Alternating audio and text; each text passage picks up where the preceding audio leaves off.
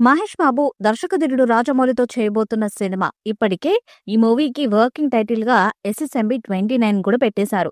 ఇక ఈ cinema pre production పనులు మొత్తం పూర్తి చేసి సంక్రాంతి తర్వాతే రెగ్యులర్ షూటింగ్ మొదలు పెట్టాలని రాజమౌళి టీం ఒక అంచనాకొచ్చింది. ప్రస్తుతం ఈ సినిమా యూనిట్ తో పాటు మహేష్ బాబు కూడా అదే ఆలోచనలో ఉన్నారు. ఇక రాజమౌళి మహేష్ సినిమాకి సంబంధించిన ముఖ్యమైన వారంతా కూడా ఈ ప్రాజెక్టు పనుల్లోనే బిజీగా ఉన్నారు. అవసరం మేర వర్క్ షాప్స్ కూడా నిర్వహిస్తున్నారు.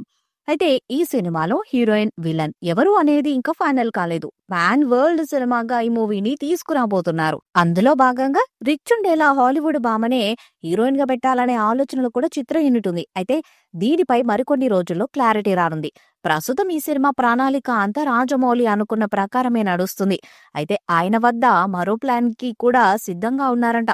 ప్లాన్ ఏ వర్కౌట్ కాకపోతే ప్లాన్ బిని వెంటనే అమలు చేసేలా ముందుగానే అన్నిటికీ సిద్ధంగా ఉంచుకున్నారు.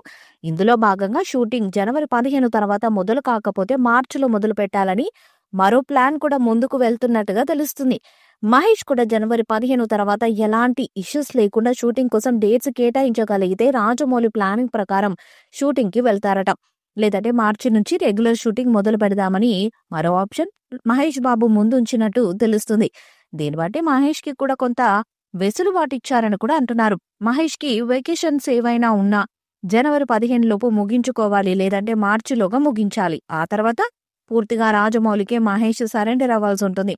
ఒక్కసారి షూట్ ప్రారంభమైన తర్వాత రాజమౌళి హీరోని బయటకు వదిలే పరిస్థితి ఉండదు.